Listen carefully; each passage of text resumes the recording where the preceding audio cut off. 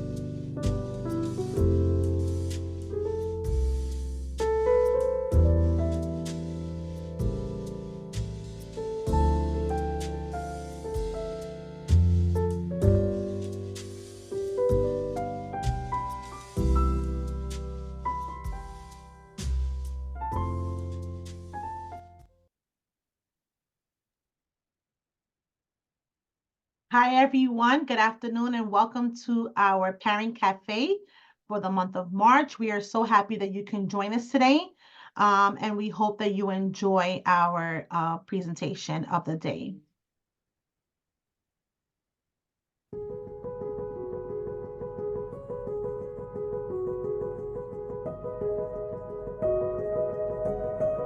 I think anything is possible when it comes to supporting our community members, especially for those who are looking for help and looking to change their life for the better. That drives and motivates my passion to help others. Buscar ayuda es lo más sano. El Centro de Psicoterapia de Nueva York me ha ayudado mucho a mí, a mi familia, a mis hijas a salir adelante. NYPCC was founded in 1974 to meet the mental health needs of the community. And we're helping people who would not be able to get the services if NYPCC were not in their neighborhoods. And now, almost 50 years later, our agency is the largest outpatient provider of mental health services in New York State. Nos ha enseñado muchas cosas como familia, como hijos. De 2 años para acá que hemos estado con NYPCC, yo he visto el cambio de ellas. Y me siento orgullosa porque cuando trabajamos en equipo en casa es algo totalmente diferente que yo a veces las quedo viendo y yo digo, wow. We want to go into our communities. We want to do workshops. We want to do trainings. We want to raise awareness around mental health. Cuando hay algo, un desorden en la familia, yo pensé que esa era mi responsabilidad y me sentía como sola. Cuando tú escuchas a otras personas hablar de que sí hay solución, entonces quieres dar el brinco, quieres saltar y decir, tengo que estar allá. It means the world to me to help this community because I am from the community. We know the people that we serve because we are the people who we serve. La verdad, me siento muy orgullosa de tener en el área que yo vivo un centro así. We're unique, I think, because of our staff, because of the passion our staff have. I'm actually NYPCC's Bronx office first intern. They hired me full-time when I graduated, and I've just been here ever since. One of the biggest things that NYPCC has really helped me in my career is to give me the confidence. We also have great company culture, great company benefits and programs, and also events. Working on something that you like, helping people, and also like you enjoy the company, like I think that's a win-win-win, right? Currently, there's a mental health crisis in the entire country, but the neighborhoods that we're in have been impacted even more severely. When we're in the community, connecting with community members, we always get like, oh my God, you guys are angels. You guys come to help us. And that's how it truly feels. The vision I see is to help those who are in a true dark space see a light at the end of the tunnel. And I would love for us as an agency to continue to be that beacon of light and to continue to shine for our community members.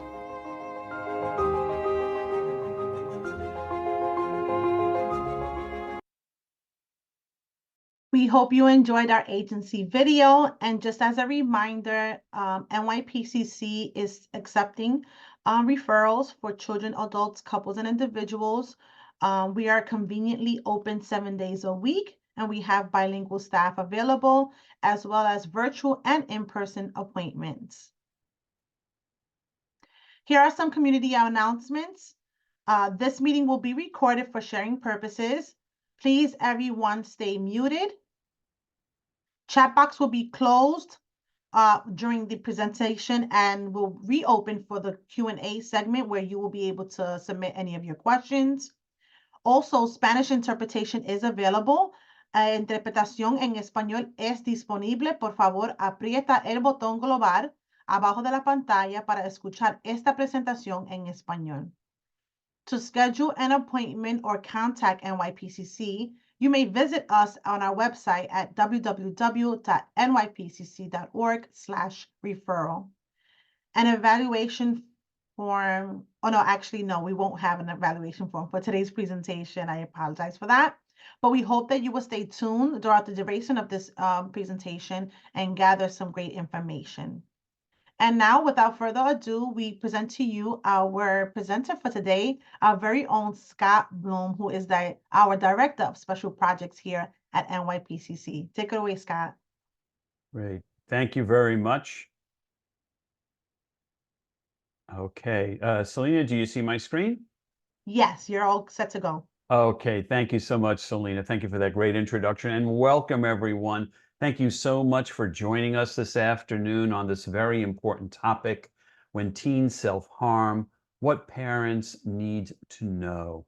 This topic that we're going to be talking about today can be emotionally charged, so we understand if you need to get up and take a little break while we talk about it, but we hope that you stay through the whole thing so that you can get the knowledge, information, and know what to do. Situations come up when you suspect or know for sure that your child is self-harming. So we're going to go through some statistics, talk about what is self-harm, what are the warning signs so that you can understand exactly what's going on with your child. Talk a little bit about what may be going on underneath. What is their emotional life like, and what propels a young person to enact self-harm. We'll talk about some interventions and strategies you can do at home, and what kinds of resources are out there in the community. And finally, we'll open it up for questions, and Selena and I will try to answer them as best we can. So why don't we start here right now? So as a parent, how can I deal with self-harm? You know, if a child you love is hurting so badly that they're harming themselves, you probably feel some of the pain too. You know, it's difficult as a parent when we see our own child, we see our own teenager dealing with something that is certainly a destructive behavior here. So parents and caregivers may feel confused. You may feel angry. Sometimes you might feel helpless. You see that they're engaging in this kind of practice, but you're not sure what to do or where to begin, right? And when families bring up concerns about self-injury to a therapist or a counselor or even a pediatrician, you might go to your pediatrician, it provides an opportunity to talk about what's going on with your child. And today we're going to offer you some strategies to have that opportunity to talk to your child and find out what's going on with them. So this presentation today is going to, I think, hopefully alleviate some of your fears, some of your concerns, and build that confidence so you know how to have that conversation with the teen who is enacting self-harm and ways that you can support your child. So in the literature, there are many different terms for self-harm. These terms are interchangeable. So if you read a brochure, it might say one thing, it might say another thing. But for all intents and purposes, today we're going to use self-harm or cutting or non-suicidal injurious behavior. So you might see terms like self-inflicted violence. You might see terms like cutting, because that's one method in which somebody self-harms. You might see self-injurious behaviors, because again, that adolescent is doing it to themselves. You might also see self-mutilation.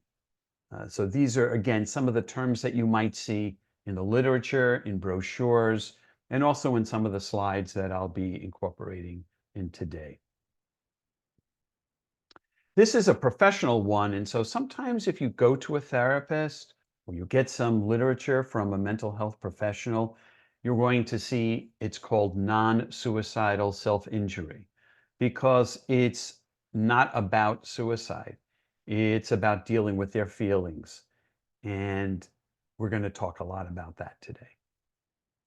Let me just give you some statistics, because I think it also always gives you a larger picture of what's going on across the country with adolescents and teens and who actually self-harms. Teens, adolescents have the highest rate of self-injurious behaviors, with about 17% admitting to self-harm at least once in their life. The average age of the first incident of self-harm tends to be 13 years old, which can be a bit shocking as a parent.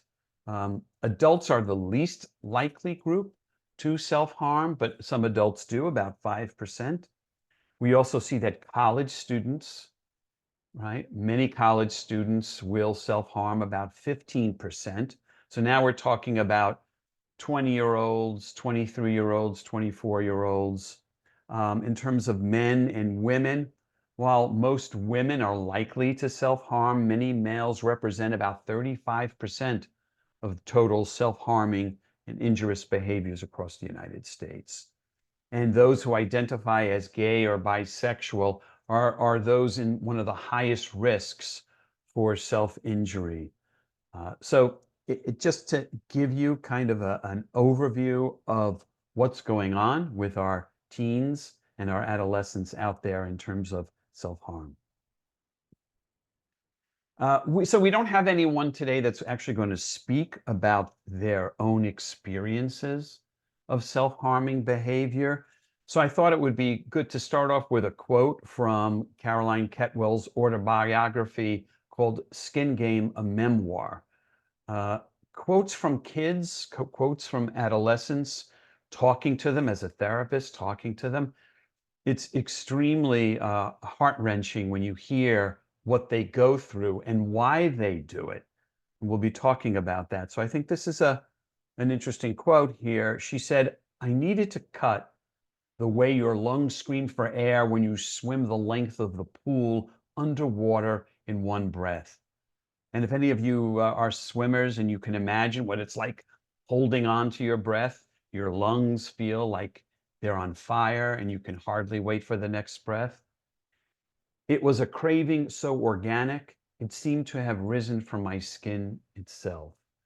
And again, I think it kind of gives you a flavor, a sense of what kids may be going through. And if you're interested, the name of the book is Skin Game, a memoir by Carolyn Ketwell. So what is self-harm, right? We can say simply self-injury, self-harm, self-injury, is the intentional harm of one's own body without a conscious suicide intent. So what does that mean? That means that 99% of all adolescents who practice self-harm don't want to die. They don't want to kill themselves. They want to deal with the feelings that are going on. Since we cannot answer the question definitely of what counts as deliberate, we define self-harm at what happens when someone hurts or harms themselves. And we're talking about somebody who's doing it for 5 or more days over the last year.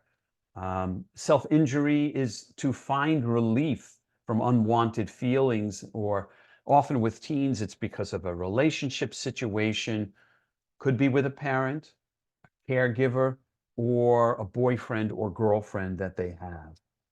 Though self-harm is not a mental health disorder, we don't consider it one, it's a common symptom of many psychological conditions. And just as a refresher, a symptom are the signs of somebody dealing with more of an emotional and psychological issue. For instance, we have symptoms when we have a cold. Our nose gets stuffy, watery, we have a cough, maybe a sore throat, maybe a fever. Those are the symptoms and signs that tell us, hey, I have a cold.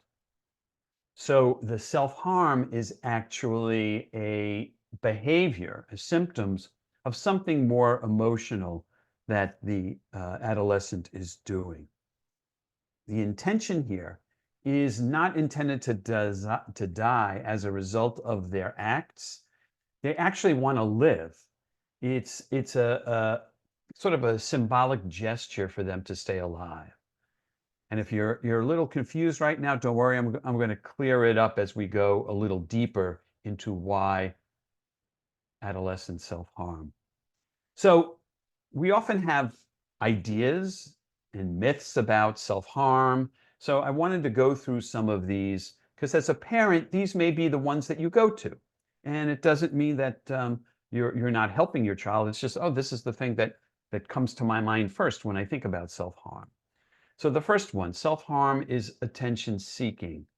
No, most common stereotypes is that self-harm is attention seeking. It's not the case with the teenagers. Many people who self-harm just don't want to talk to anyone about what they're going through. It's as if they feel embarrassed, they feel shame. So they don't talk to anyone typically that they are self-harming. And that's why it's important as you, as a parent, encourage that conversation. And if you see it or you see some of the signs, you bring it up. The second myth is that self-harm is a goth thing, right? No, it's not a goth thing. Again, research tends to link that there's no conclusive evidence that somebody who dresses like a goth, I don't have a picture here of somebody like that, but if you think about Wednesday on Netflix, or Beetlejuice, or some of those Tim Burton movies, many of the characters are dressed up in black with the lipstick and the earrings and piercing and things of that nature. It's not a goth thing. Most goth kids who are involved in that attitude or look, they're not self-harming. The other myth is that only girls self-harm. As I said before, about 35% of boys and men also self-harm. There's no evidence that boys don't do it as well. And the final myth here is that people who self-harm must enjoy it. Nope, there's no evidence that people who self-harm feel pain any differently than me or you. It's like, oh, I'm hurting myself. This feels great. No, In fact, they want to feel the pain. For some, being depressed has that, it's kind of a numb feeling, and they just want to feel anything that reminds them that they're alive, even if it hurts.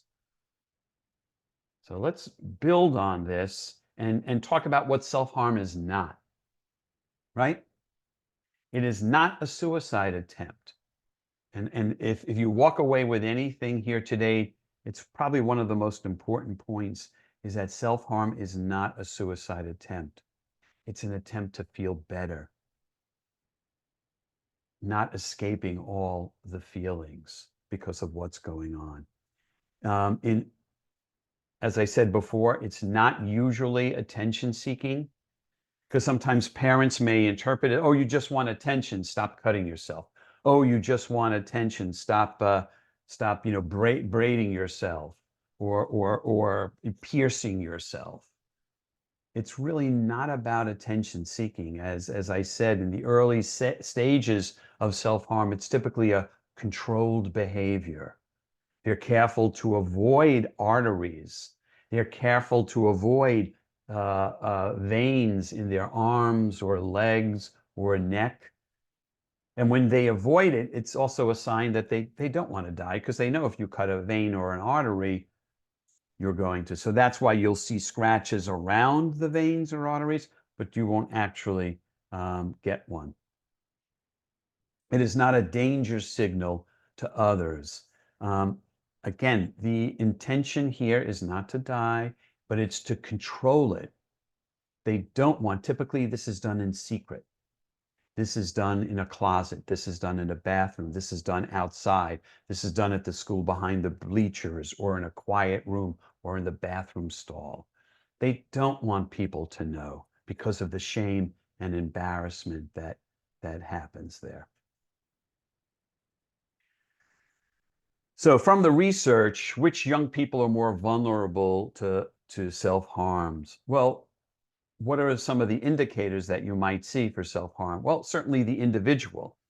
If an individual has a history of depression, anxiety, low self-esteem, a sense of hopelessness or catastrophizing all the time, if a teen has poor problem-solving skills, maybe impulsive behaviors, they may be prone to self-harm. And so that's why, as a parent, we see any of those other signs of helplessness and depression.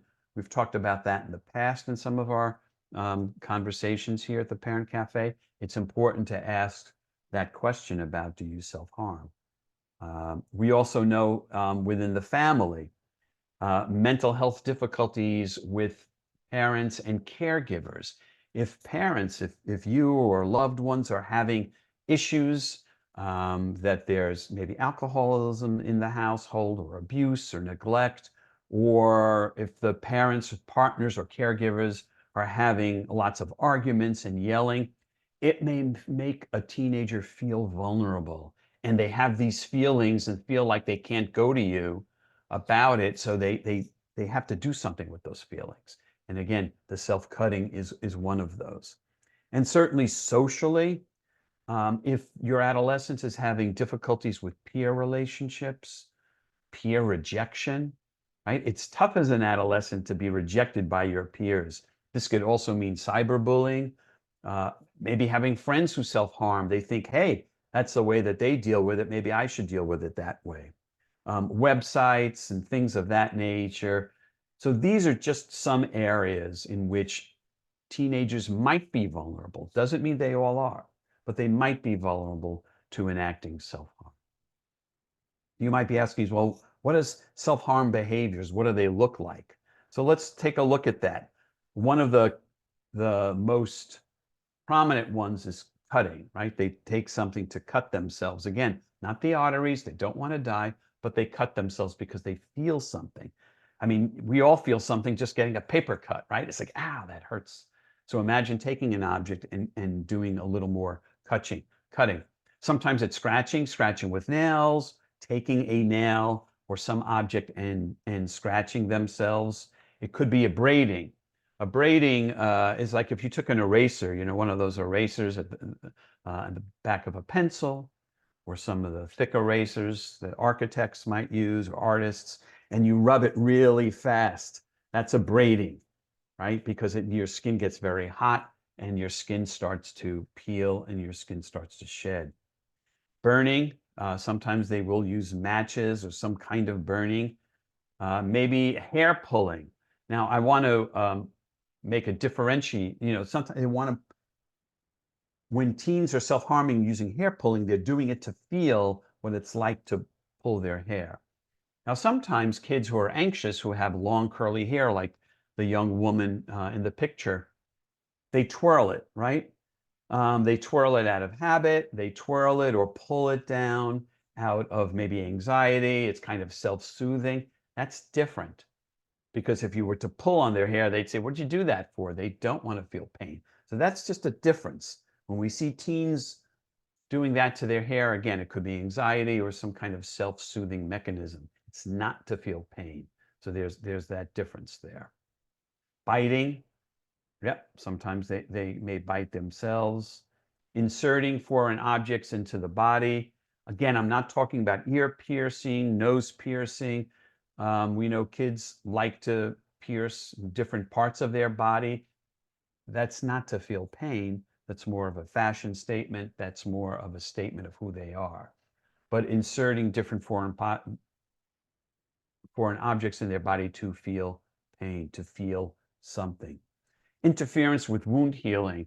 Sometimes we fall or we scrape something and we get a scab, right? We don't usually go around picking them, but adolescents who want that self-harm behavior, once that abrading or burning starts to heal, they may pick at the wound to feel that pain again. And of course, any kind of ingesting toxins, right? Something that we're not supposed to be drinking, we're not supposed to be taking. They may do some of that as well. I know it's tough to listen to, but at the same time, it's important to understand what our adolescents might be doing if they're involved in self-harm. So if you're the parent, you want to know what the warning signs are. What are you going to look for? What should you look for if your child is self-harming? So let's take a look at that. If we see that they have unexplained frequent cuts or burns. Right? Oh, I was cooking something over the stove, or boiling water, making an egg. Okay, that's fine. But if you see them over and over on a weekly, or you notice new ones, that can be a red flag. Wearing long sleeves or pants in the warm weather. Now, sometimes kids wear long sleeves all year round. Some various cultures dress up a certain way, where they will wear long sleeves all year round. But if your son or daughter typically does not wear long sleeves in the summer when it's 90 degrees, 100 degrees, or long pants in the warm weather, that they're typically in t-shirts and shorts, and you start to see that, that's a warning sign, because that's a change in terms of their dress. Avoiding swimming pools or the beach, right? Because if I'm in a bathing suit, whether it's a one-piece or a two-piece, you're going to see all parts of my body, skin, a lot of skin. And these are areas, the arms, the neck, the legs, the heels, where self-harm occurs.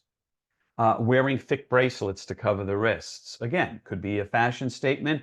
A lot of times, particularly young girls will wear lots of chains on their bracelet. That's fine. But if you notice that they have one or two they're always constantly wearing, it looks different than it typically does, that could be a warning sign. If you find having sharp objects in the purse, book bag, or bedroom, tools are missing, things of that nature. What's this cutter doing in the bedroom? Yes, they may have something that they shave, right? They may shave their legs or armpits, but if you're, again, sharp objects that you hadn't noticed before. Difficulty expressing feelings, right? If all of a sudden your child is someone who, talks a lot and is very verbal and tells you what you should or shouldn't do all the time, um, and then stops and has difficulty and is very quiet after a while, that's a transition. That's a different sign. So we might wonder about that. Or that they're very outgoing and they have friends, and I'm not talking about BFFs on their iPhone, but those who have friends and they're outgoing and they're involved in activities, and all of a sudden they stop, they withdraw. That's important to know, right? So why do teens self-harm? Well, they explain it in different ways. They say it's a way of dealing with unbearable feelings or unbearable stress, right? Research shows that self-injury, like cutting, but actually, I'll get to that. So it's a way of carrying on living. People can come to depend on self-harm as a coping strategy. Again, the research shows that they don't want to die, but they have these feelings. They feel as if they can't express it. And just like a balloon that blows and blows and goes, grows and grows with the air, at some point it's got to pop. And you and I, we have ways of dealing with our anger. We have ways of dealing with our feelings. Hopefully we have someone we can talk to or express it or have alternatives. Kids who self-harm feel like they don't, and they have to do something. They have to feel something, particularly when they feel numb. They feel withdrawn. They feel as if the whole world is somewhat darkened. So what happens to the brain here? So why do they, what happens when you self-cut? And this is what I was going to say a moment ago. When the adolescent is cutting, let's say, right, self-harm, the brain releases a chemical that feels as if it's an opioid. And some of us have had opioids, not as recreational drugs, but our doctors give us something, right, like an opioid. And what happens is that the endorphins in our brain and other natural painkillers are released. And they feel content. They feel relaxed. There's a relief and a release from the pain, right? So I can't verbalize my struggles. I can't see, the light at the end of the tunnel. So when I cut, I get this moment of euphoria, and it's like a natural painkiller. It's a short-term solution, but it doesn't get to the underlying problems. And that's where therapy, talking to your child is so important to do, because we all know when we're in pain what we do. We might take some aspirin, we might take some Advil. Talking to someone, it's a release, it's a relief. But these adolescents often don't do that or take what I might call a mature way, but they feel that release, and it's biological. So there's no single clear cause. So it's not one child fits all, or one reason fits every child here. But often they feel, again, overwhelmed, right? They feel lonely. They may feel worthless. Sometimes they have words like, I feel empty inside. Even if I feel better by cutting myself or abrading or scratching, I feel something. I want to feel something. So they may do it to punish themselves, relieve that tension or tension. They may do it for someone to actually find out and communicate that, or take control when they feel powerless. It helps them to make themselves feel real. If they feel numb and remote from the world, and they nurture themselves. So the thing that I want to get across to you as a parent, a caregiver, or if you work in an agency with kids like this, they see self-injury as a solution. Their problem is, I can't deal with my emotions. I have to solve it some way. So what do? I cut, I get involved in self-harm. They see it as a solution. You and I may see it as a problem here, because it's a quick win for them. It's immediate, it's short term, it's quick to solve the problem. again, it's a kind of a contradiction here, because self-injury is sort of regulating these intense emotions. So there's more reduction, again, in the brain. Those endorphins get released, and I feel great. They see it as a solution. Everyone else tends to see it as a problem. So what's the cycle of self-harm? There's typically a cycle how this starts, right? It's important to try to understand the reasons why your child may be self-harming, to acknowledge their emotional challenges, and to emphasize, to reduce any shame that goes along with it, because often guilt and shame are what they're feeling here. So we use different kinds of techniques, but typically it starts out with a negative emotion. Oh, all my friends went to the party and they found out from Facebook or they found out from TikTok I wasn't invited. Oh, I'm horrible. Nobody likes me. And as I start having those negative emotions, it builds up tension. I'm worthless. I'm helpless. And nobody wants tension, right? We don't want that stress or tension. So we take some object and they start to cut themselves. So they enact the self-harm act. The endorphins are released. The tension is released. And I feel better for the moment, but I have the negative effect. Again, it's only a moment. It's not something that lingers. And so that's often why they do it again and again, and they catch themselves in the self-harm cycle. And one of the things that you can do as a parent and caregiver is to interrupt that cycle. And we'll talk about that in a minute. So why don't teens talk about it? Because they want to believe it's a one-off event. Oh, at some point in the future, I'm going to learn to cope. Don't worry about me. I can handle it, right? They don't want to think about it. They want to avoid what's going on. Or because it's a coping strategy, just like you and I have coping strategies, they're concerned that it's going to be taken away from them. Like, oh, you got to stop right away. Well, if you stop right away, what are you going to put in its place? It's not so easy with kids who self-harm, right? So they're concerned that they're going to lose control over the situation. I feel so good in that release. I feel so good in that relief. I don't want to let that go, right? You and I know when something makes us feel good, we go back to it again and again and again and again, even if it's unhealthy for us. Same thing here. And of course, they're going to be worried that they're judged, right? So the idea for the parent is to be curious. Again, their behavior to us, to you, is a problem, but it's a solution for them. So we have to kind of wrap our heads around it. I know as a parent, it's really hard. It's extremely hard not to do that. But if we can kind of take a step back and understand they're suffering, they're dealing with a lot of guilt and shame. I don't want my child to suffer and shame. What can I do here? How can I help them? Rather than what's wrong with my child? Stop doing it. What happened? What caused you to feel this way? When did it start? Right? So we want to be curious about what's going on. And any kind of early intervention really helps. Early intervention means as soon as we know, there are things that we can do, right?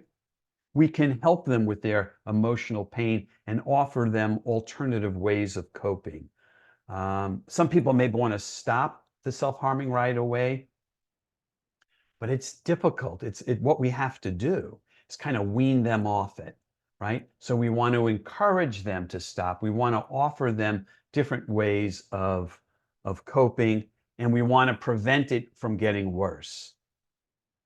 Because if you come at it as, stop it now, what are you doing? How dare you do that? We don't deal with our problems that way. If you come at it angry and upset, even if you feel angry and upset, you got to take a step back and say, oh my goodness, sweetheart, what's going on? How can I help? Right? So there are ways of helping your child. And let's talk about those ways. And this is the heart of the presentation. And then we'll get to questions, right? Have the conversation. Try not to feel anxious or withdraw from it. Have the conversation. Don't be afraid to ask, are you self-harming? Are you self-cutting? Are you hurting yourself, right? It's okay as a parent to say, this is so hard for me to even think about, but I want you to be safe. I want you to take care of yourself. What can I do? How can I help you? Having that conversation. Now, be prepared for strong actions. You know your teen, right? A lot of teens feel like we as adults and parents don't know anything, right? They may be in denial, even though like their whole arm is full of scratches or that they have sharp objects there. You need to, again, to tell your child that you're concerned about them. You want to be there for them. You're there for their safety.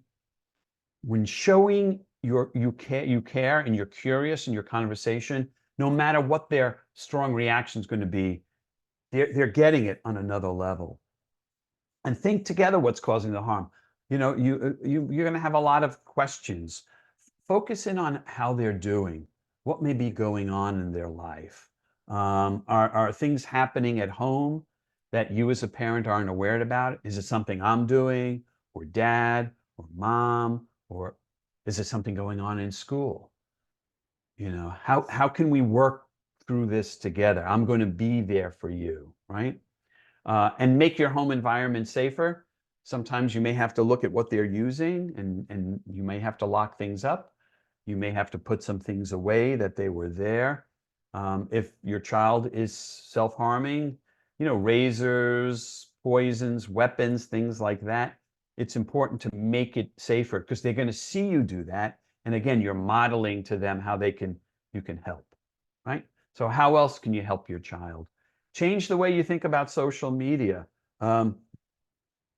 Digital channels may not be the direct cause of self-harm, but excessive screen time, we know now, can lead to poor sleep and exaggerated feelings of anxiety, depression, self-rejection. How can I compare myself? These people go out and they have these wonderful pictures of food, or they do these dances, or all it is happy, happy, happy, happy, happy, happy, happy, happy, happy. I'm scrolling through happiness and I'm not feeling happiness. So it's time to have that conversation with your child. That stuff is not reality. People aren't putting in there what they don't like. So it's how you change about social media. Do your best to prioritize family, mental health, and relationship.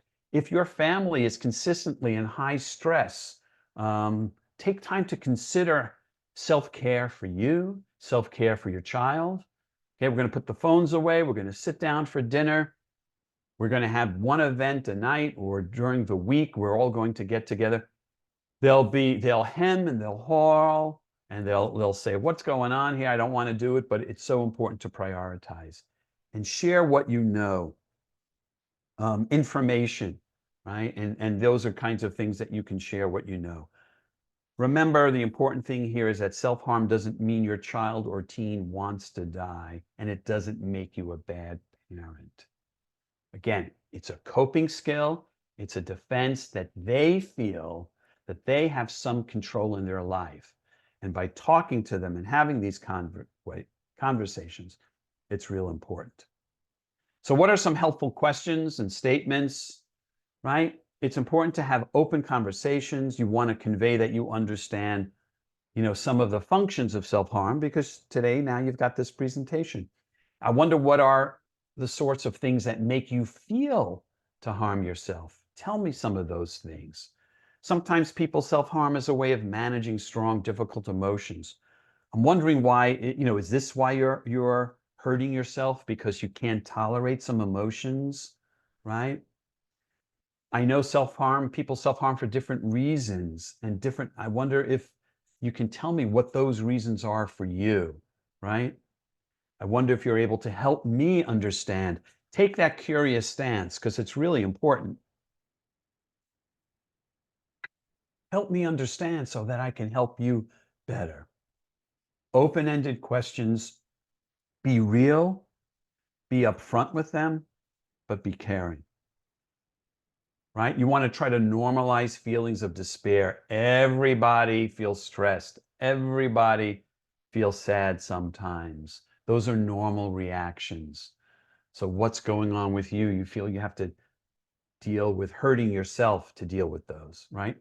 You can model coping skills, right? So that you're not scrolling all night or, drinking a half a bottle of wine. There are ways, again, that we can show our kids about self-care and management of our own emotions, improve the situation, identify positive and physical activities, promote belonging and a sense of connectedness. It could be at school or it could be, at home.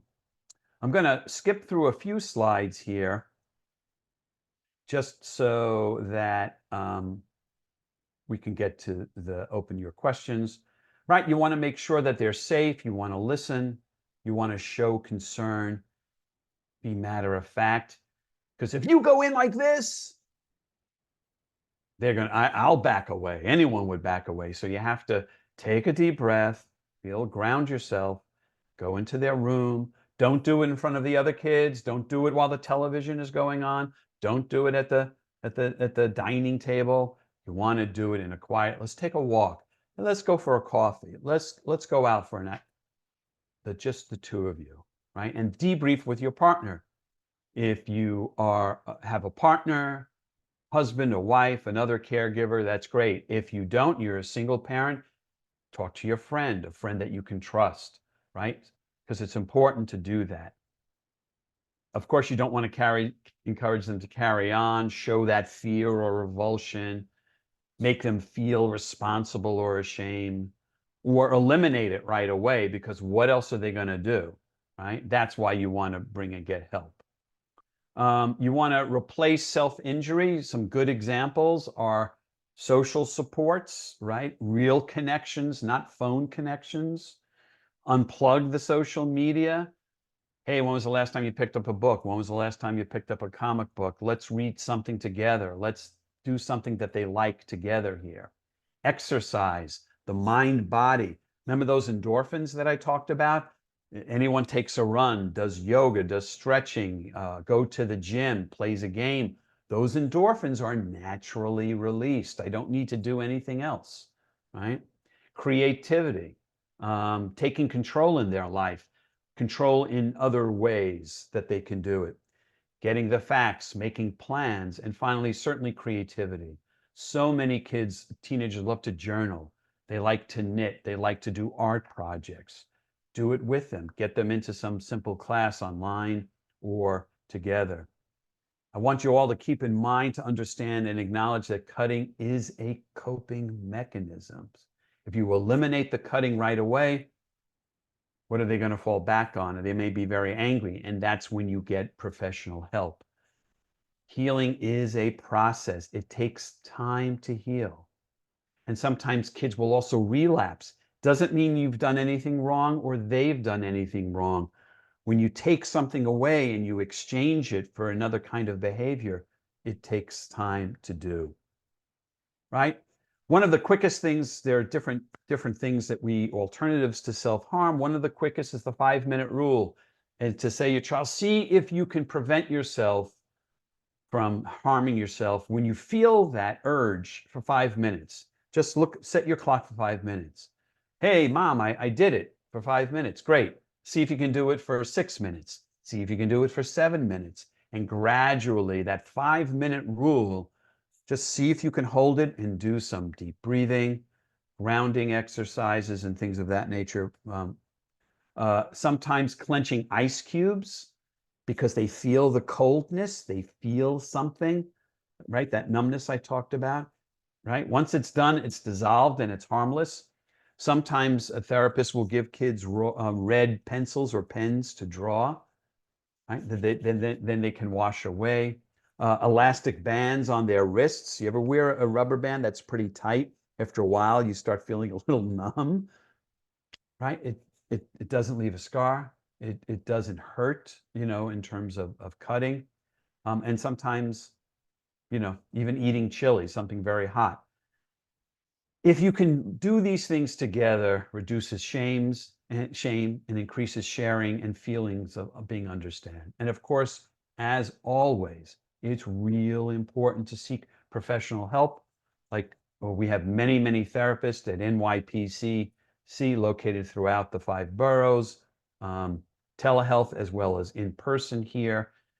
There is help out there, and you shouldn't, as a parent, be alone in this, and your child shouldn't be alone in this. And of course, if your child is thinking of killing themselves, which is different, of course, you should call 988.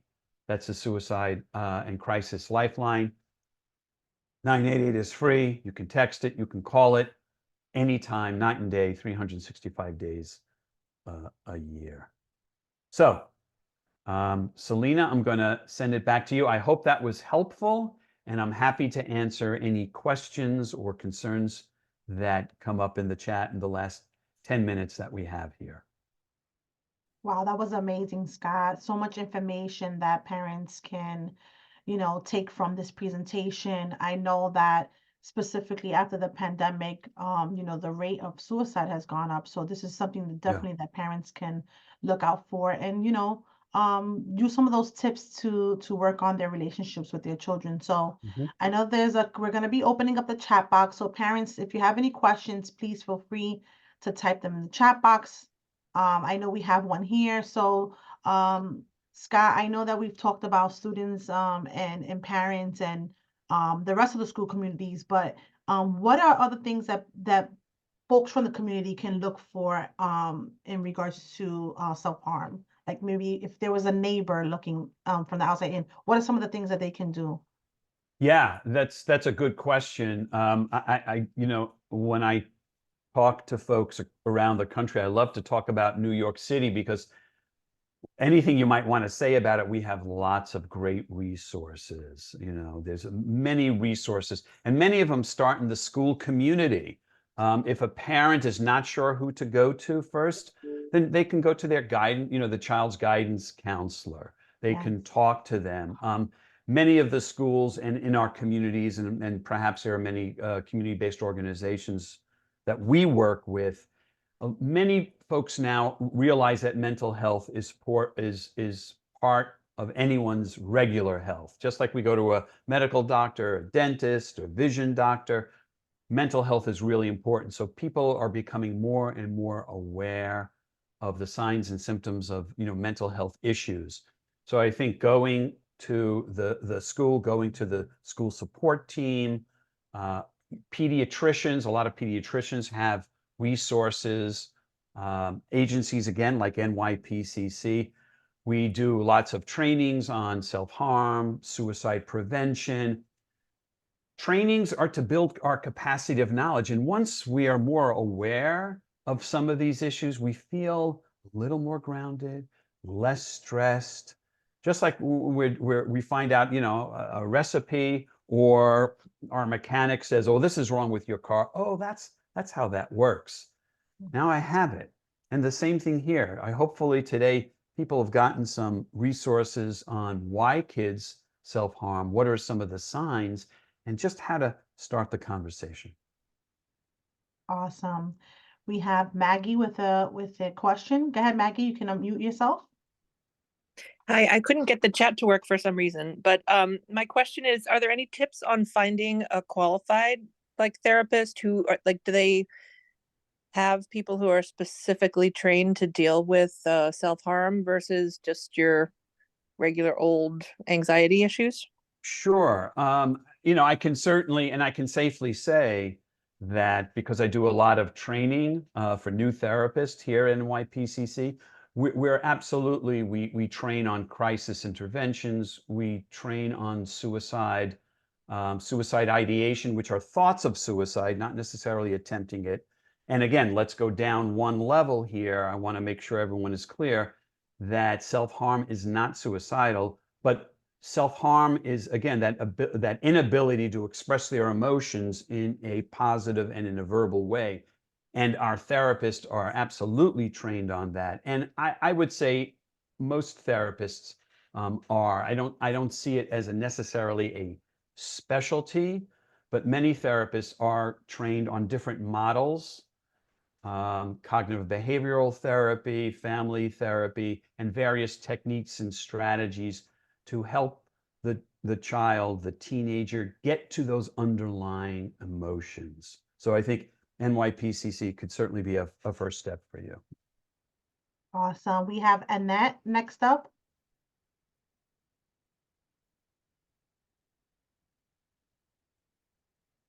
Annette, okay. Yes, yeah, I was just trying to be so unmute.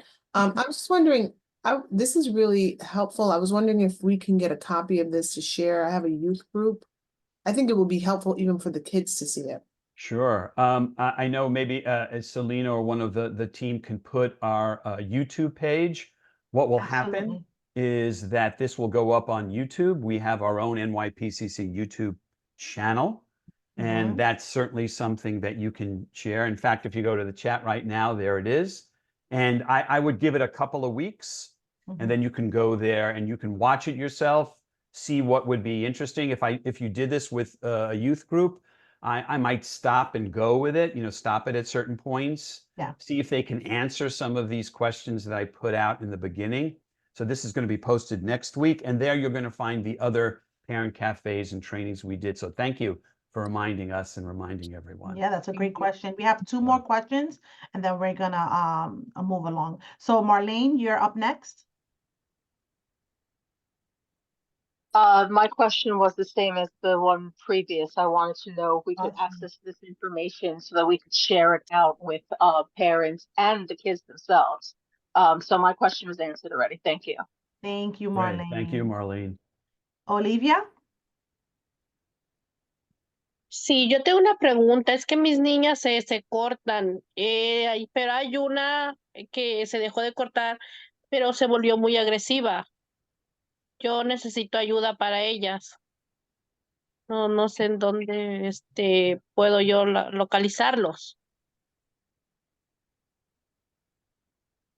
Jonathan, Anthony, can you take Jonathan out of the translation room?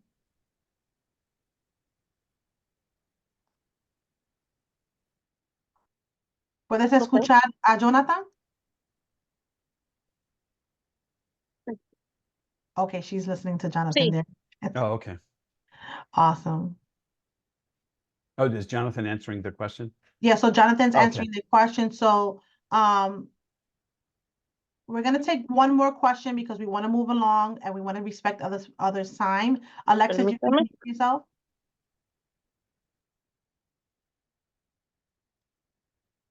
Alexis, can you unmute yourself? There you go. Yes. Thank you very much for the information. I'm Alex from Burundi in Africa, and I want to ask Hi, you thanks the for question. joining us. I want to ask you the question, self-harm, about self-harm. I want to know if it's self-harm, the causes of self-harm. Mm-hmm.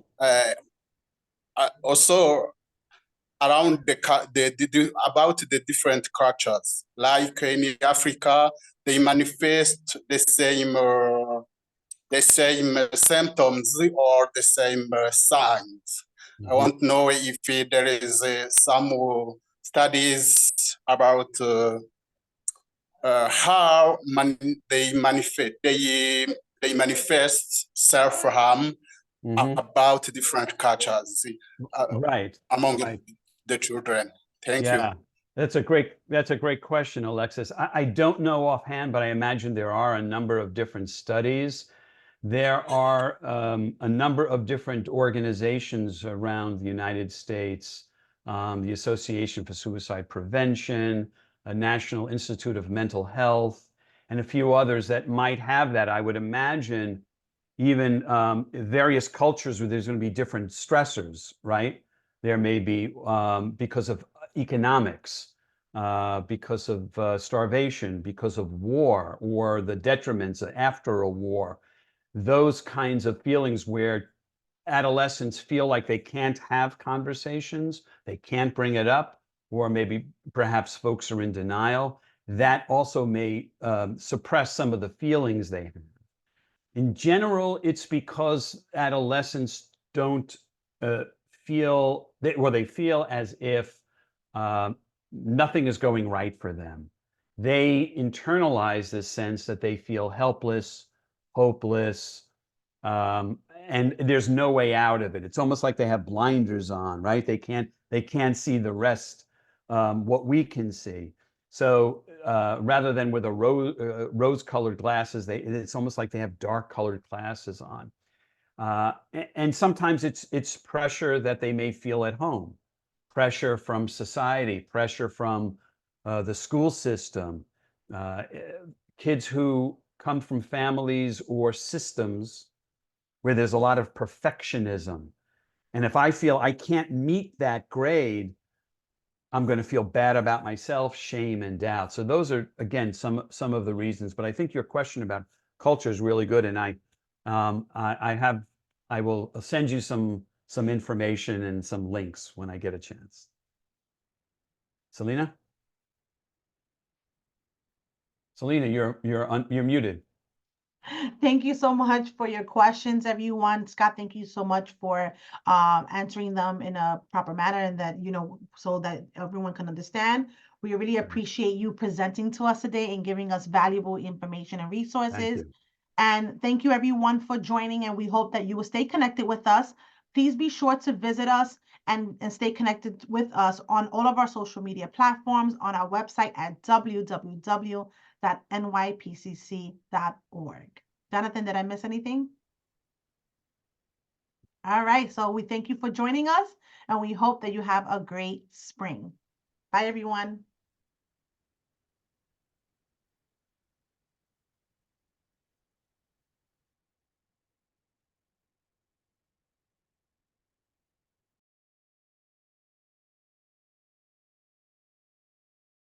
Gracias por unirse con nosotros. Mucho gusto.